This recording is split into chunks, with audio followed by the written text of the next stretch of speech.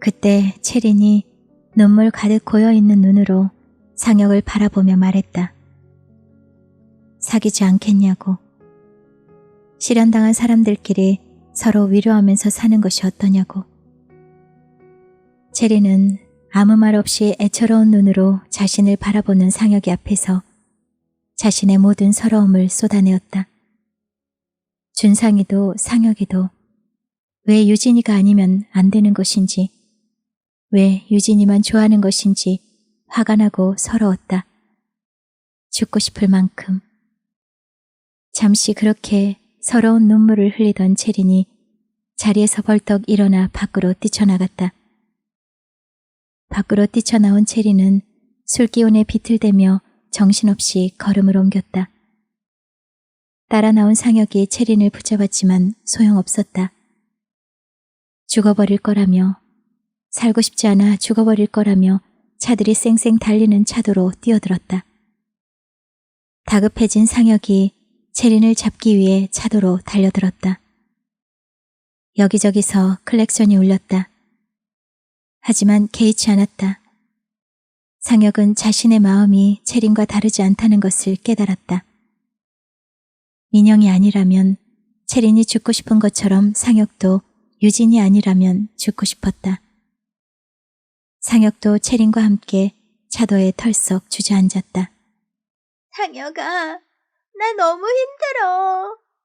나 민영 씨 옆에 있고 싶은데, 내가 간호해주고 싶은데, 왜 나는 내가 좋아하는 사람 옆에 있을 수가 없는 거니? 채린의 아픈 눈물이 하염없이 흘러내렸다.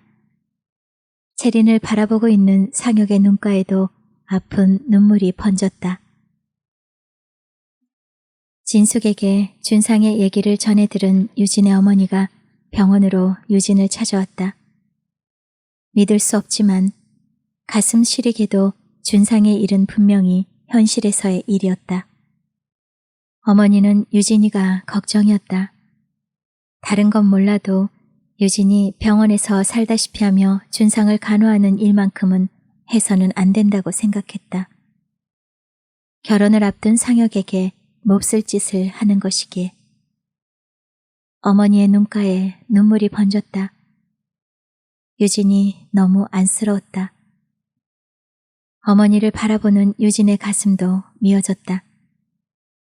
하지만 아무리 생각해도 그것이 자신의 운명이란 생각밖에 들지 않았다.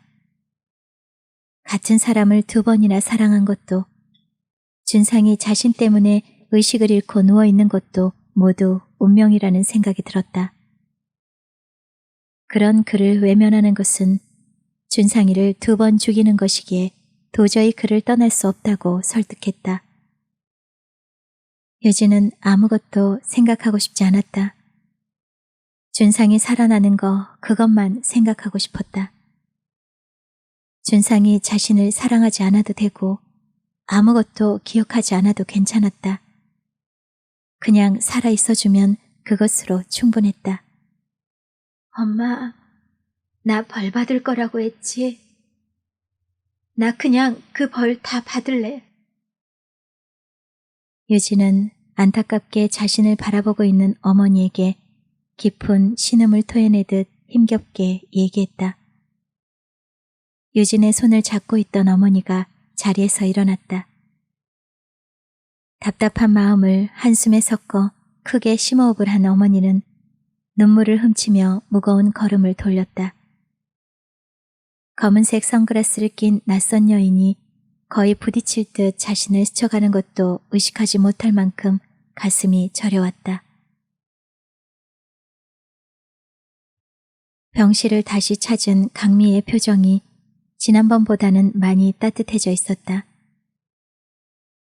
복도에서 마주친 강미와 유진이 민영의 병실로 들어가려는 순간 의사와 간호사들이 긴장된 표정으로 민영의 병실로 달려갔다. 놀란 두 사람도 병실로 따라 들어갔다. 민영이 심하게 몸을 비틀고 있었다. 민영은 점점 더 괴로워하며 심하게 몸을 비틀었고 의사와 간호사는 민영의 상태를 체크하느라 바쁘게 움직였다. 놀란 강미희가 막무가내로 의사를 밀치고 아들의 이름을 불렀다. 유진은 강미희를 바라보며 멍하게 서 있었다.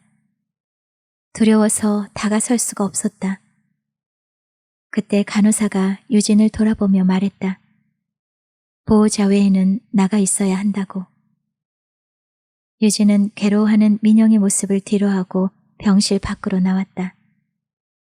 불안하고 초조해서 미칠 것만 같았다. 유진은 두 손을 모으고 앉았다.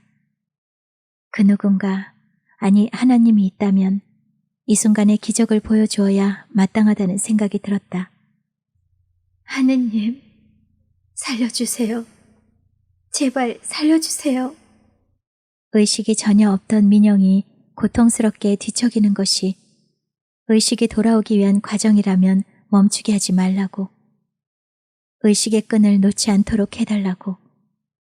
준상이로 깨어나든 민영이로 깨어나든 상관없이 그저 제발 살 수 있게만 해달라고 간절하게 빌었다. 병실 문이 열렸다. 강미희가 들어가지도 못하고 병실 밖에서 기다리는 유진에게 다가섰다. 민영이 어느 정도 의식이 돌아왔다고. 완전히 사람을 알아보거나 그러지는 못해도 일단 고비는 넘겼다고 얘기를 해주었다.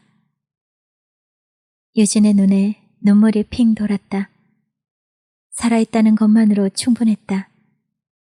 유진은 비서의 부축을 받으며 돌아가는 강미희의 뒷모습을 보며 병실로 들어섰다. 이 상태가 계속 반복된다 해도 살아있는 것만 생각하기로 했다. 그저 살아있다는 희미한 의식만으로도 생명의 줄을 놓지 않을 수 있을 테니. 유진은 산소호흡기를 떼고 평안히 잠들어 있는 민영의 곁에 앉았다. 손을 잡았다. 민영의 온기가 느껴졌다. 살아있다는 거, 바로 그 느낌이었다. 한참 동안 민영을 바라보던 유진이 민영의 손을 쥔 채 어깨를 들썩거리며 소리 없는 울음을 토해냈다. 살아있어준 민영이 너무 고마웠다. 유진은 민영의 손을 쥐고 침대에 엎드려 잠이 들었다. 유진은 아침 햇살이 얼굴을 간지르는 듯한 느낌에 천천히 눈을 떴다. 갑자기 유진의 눈이 커졌다. 얼굴에 와닿은 건 아침 햇살이 아니었다. 민영의 손이 유진의 얼굴을 어루만지고 있었다. 너무 놀란 유진은 자리에서 일어나며 민영을 뚫어지게 바라보았다. 민영씨, 깨어난 거예요? 내가 누군지 알겠어요? 유진의 놀란 목소리에 민영은 힘없이 고개를 끄덕였다. 유진은 너무 기뻤다. 아무 생각이 나지 않았다. 그가 자신의 말에 대답을 한 것이다. 강미희에게 전화를 걸어야 할지 의사를 불러야 할지 이리저리 당황하던 유진이 다급하게 문을 향해 걸어갔다. 유진아. 유진은 멈칫했다. 목소리가 들려왔다. 아주 익숙한 목소리가. 유진은 자신이 잘못 들은 것은 아닌가 하는 멍한 표정을 지으며 천천히 몸을 돌렸다. 유진아, 나야. 또다시 자신을 부르는 목소리가 똑똑히 들렸다. 준상이니? 유진은 떨리는 가슴을 억누르며 소리내어 준상의 이름을 불렀다. 그가 드디어 자신의 이름을 불러주었다. 분명히 그가 자신의 이름을 불렀다. 민영이 아닌 강준상으로 자신의 이름을 부른 것이다. 민영의 눈에 눈물이 고이기 시작했다. 민영은 눈물이 가득 고인 눈으로 유진을 바라보며 고개를 끄덕였다. 준상이라고, 강준상이라고. 유진은 천천히 준상에게 다가갔다. 그 순간 유진과 준상의 가슴 속에 함께했던 기억들이 스쳐 지나가기 시작했다. 자전거 타고 가는 모습, 버스 안에서 졸고 있는 유진의 모습, 눈싸움하는 모습, 낙엽을 눈처럼 뿌리는 모습, 피아노 치는 모습, 그리고 손잡아주는 모습, 모두 또렷하게 두 사람의 기억 속을 스쳐 지나가고 있었다. 믿을 수 없지만 모두가 사실이었다.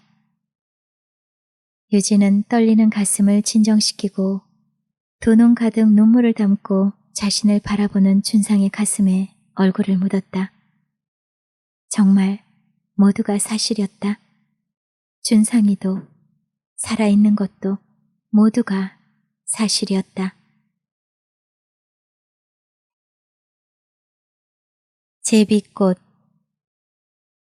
보내는 것이 옳은 일일까? 상혁은 오랫동안 갈등 속에서 헤어날 수가 없었다. 약혼식 전날, 길에서 만난 낯선 아주머니가 말했던 그 남자라는 사람. 유진에게 있어 그 남자가 자신이 아니라는 것을 진작 인정해야 했다. 그랬다면 마음의 준비를 하고 있었을지도 모르는 일이다. 하지만 마음이 허락하지 않았다. 떠나보낼 수가 없었던 것이다. 어떻게 자신의 삶 속에서 유진을 떠나보낼 수 있을지. 그래서 유진에게 사실대로 말할 수 없었다.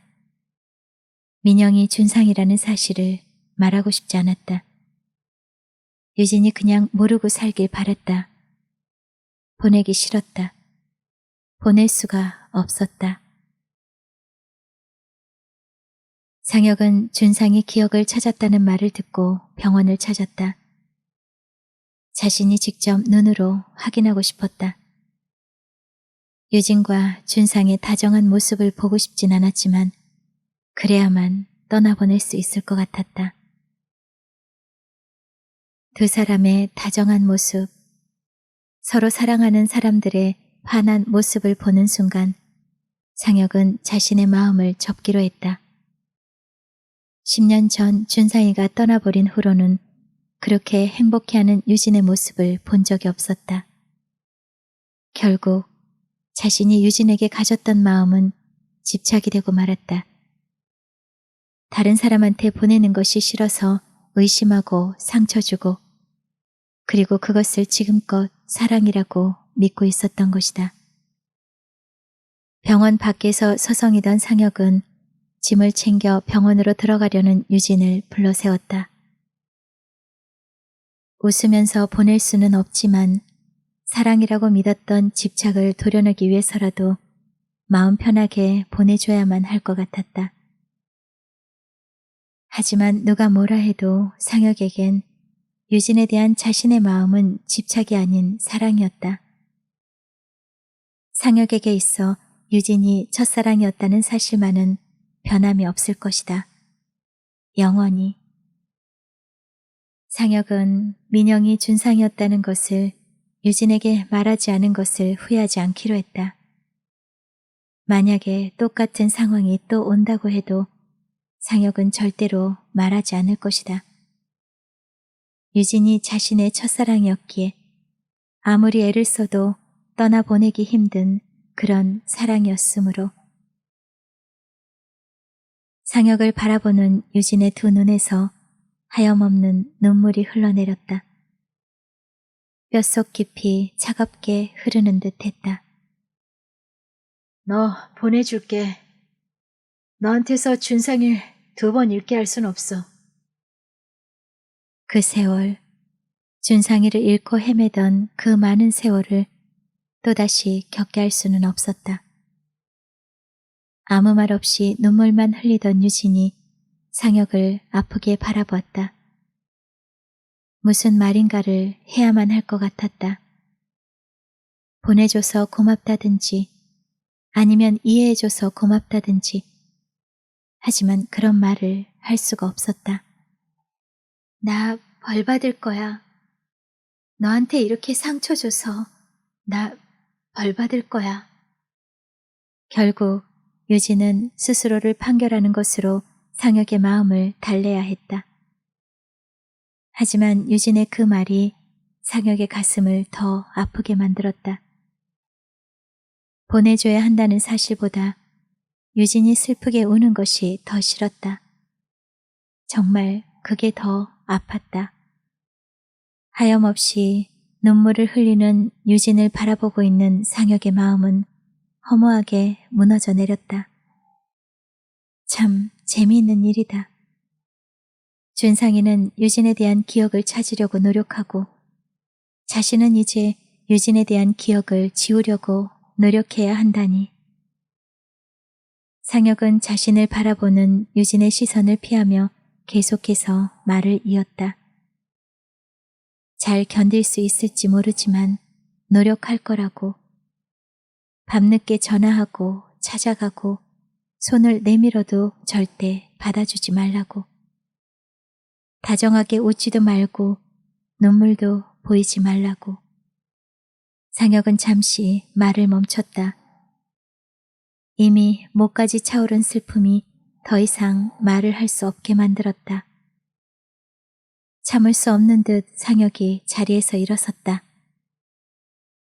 미안하다. 정말 미안해. 너 울게 하는 거 이번이 마지막이야. 늘 네 곁에 있어주겠다고 했던 약속 못 지켜서 미안하다. 고개 숙인 채 흐느끼는 유진을 보며 흔들리는 자신을 어쩌지 못한 상혁이 밖으로 뛰쳐나갔다. 겨울 한낮의 햇살이 너무 눈부셨다. 눈부신 하늘 아래 서 있는 것조차 버거울 정도로 상혁의 온몸이 고통으로 짓눌리고 있었다.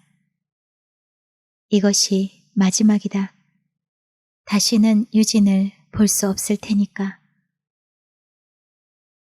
상혁이 고개를 들어 다시 하늘을 올려다보았을 때는 투명한 햇살이 검은 구름 속으로 스며들고 있었다. 하늘이 자신의 마음을 알기라도 하는 것처럼. 여기저기서 요란한 클렉션 소리가 들렸다. 상혁이 도로 한가운데 서 있었다. 클렉션 소리에 정신이 든 상혁이 느릿느릿 발걸음을 옮겼다. 그래도 살아야 했다. 그렇게 죽는 것은 유진에게 씻을 수 없는 아픔의 굴레를 지워주는 일밖에 되지 않을 것이기에 힘들고 아프더라도 살아내야만 했다.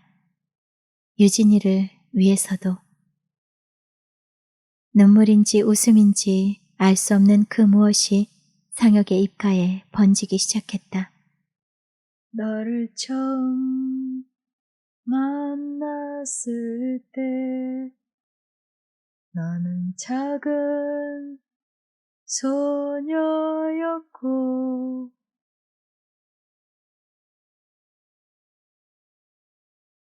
유진은 검사실을 나와 창가에 서 있는 준상을 본 순간 불안한 마음이 들었다. 이름을 불렀는데 돌아보지 않을까봐 걱정이 되었다. 의식이 돌아온 날 준상은 유진의 이름을 불렀다. 그리고 유진을 처음 만나던 날을 기억해냈다. 나 준상이인 거 맞는 거지? 너랑 함께했던 모든 것들 다 맞는 거지? 정말 다행이야, 유진아. 널 기억해서 다행이야. 준상은 자신의 기억이 사라져버릴까봐 불안해졌다. 유진과 만났던 사실 정도만을 어렴풋이 기억할 뿐이라는 사실이 더 이상은 다른 기억이 돌아오지 않는 것이 몹시 불안했다. 유진은 준상의 손을 잡으며 준상이를 찾은 것 그것만으로도 충분하다고 불안해하지 말라고 위로했다. 불안한 것은 유진도 마찬가지였다. 정말 그것마저도 날아가 버릴까봐. 준상아. 다행스럽게 준상이는 유진을 돌아보았다. 하지만 준상의 얼굴 표정은 밝지가 않았다. 기억날 듯 하면서도 잘 기억나지 않는 과거의 시간들이 준상의 마음을 무겁게 만들었던 것이다. 유진은 준상이의 모습이 안쓰러웠다. 자신이 불안해하면 준상이 더 불안할 것 같아 유진은 자신의 불안감을 내색하지 않으려 애썼다. 유진은 조용히 준상에게 다가갔다. 그리고 준상이를 꼭 끌어안았다. 좋아질 거라며, 준상이를 생각해낸 이상 반드시 좋아질 거라며 온 가슴으로 준상을 안아주었다. 병실로 들어서는 강미의 눈가가 촉촉하게 젖어 있었다. 기대를 저버리지 않은 아들이 고마웠다. 아주 오래전 의식 없이 2달러를 지냈을 때도 준상은 의식의 희미한 끝을 놓지 않았었다. 모두 다 불가능하다고 말했지만 준상은 끝내 불가능을 딛고 희미한 의식의 자락을 붙들고 깨어날 수 있었다. 어머니, 아들의 목소리가 강미의 가슴에 젖어들었다. 준상은 강미에게 묻고 싶은 것이 있었다. 희미한 기억 속에 나타나는 낯선 사람의 얼굴. 그 사람이 아버지가 아닐까 하는 막연한 생각이 들었던 것이다. 준상이 물었다. 아버지가 누구냐고. 갑작스런 질문에 강미희는 당황했다. 가슴이 먹먹해졌다. 그 옛날 준상이 강미희에게 물었을 때처럼. 예전에 준상이 그렇게 물었을 때도 강미희는 아버지가 누구인지 말하지 않았다. 아버지를 묻는 모습이 영락없는 준상이었다. 민영이 아니었다. 강미희는 슬펐다. 그를 준상에게 어떻게 설명해야 할까? 어렸을 때 사랑했던 한 사람이 있었다. 자신조차도 믿을 수 없을 만큼 지금까지 한순간도 잊은 적이 없는 한 사람. 그런데 그 사람이 상처를 주고 강미희를 떠나버렸다. 강미희를 버렸고 잊었다. 그리고 그것도 모자라 이제는 죽고 없다. 강미희는 그 사람이 자신을 잊고 행복할 수 있다는 것이 원망스럽고 슬펐다. 수십 년이 지난 지금까지도 마음이 아팠다. 그렇게 아프고 죽을 만큼 힘들었어도 준상이 있었기 때문에 견딜 수 있었던 시간들이었다. 아들 준상이만 바라보고 생각하면서 살려고 노력했다. 강미희는 준상의 아버지가 누구인지는 중요하지 않다고 생각했다. 준상이가 자신의 아들이고 준상이만 자신의 곁에 있으면 되었다. 준상이 자신의 아들이라는 사실만이 중요했다. 준상은 어두워진 강미희의 얼굴을 보며 그 질문이 어머니에게 상처가 된다는 것을 느낄 수 있었다. 미안한 마음이 들었다. 어머니에게 있어 자신의 존재가 어떤 것인가를 확인한 이상 더는 아버지의 일로 어머니를 괴롭히지 말아야겠다는 생각이 들었다. 하지만 가슴속에서 꿈틀대는 아버지에 대한 그리움을 완전히 털어낼 수는 없었다. 희미한 기억 속에서 떠돌고 있는 아버지의 모습이 자꾸만 마음을 혼란스럽게 만들었다. 준상은 아버지가 누구인지도 궁금했지만 민영에게 아버지를 주고 싶었다는 강미의 말도 마음에 걸렸다. 예전에 춘천에 갔을 때 분명 강미희는 그렇게 말했다. 아버지를 주고 싶었다고. 아버지는 뭐고 아버지를 주고 싶었던 것은 무엇을 의미하는 것일까? 준상의 머릿속은 더욱 복잡해지기 시작했다. 희미한 조각들을 한 조각 한 조각 꿰맞춰야 했다. 검사 결과 별다른 이상은 없었다. 준상은 유진의 손을 잡고 병원을 나와 어머니가 마련해준 집으로 갔다. 얇은 커튼만이 문틈으로 들어오는 바람에 나부낄 뿐 집은 텅 비어 있었다.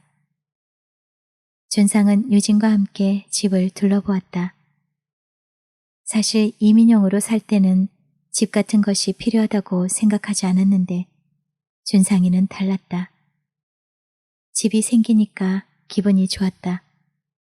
사랑하는 사람과 함께 같은 공간에 있을 수 있어서 숨쉬고 만지고 느끼고 싶어서 그런 것 같다는 생각을 하던 준상이 유진을 힐끔 쳐다보았다.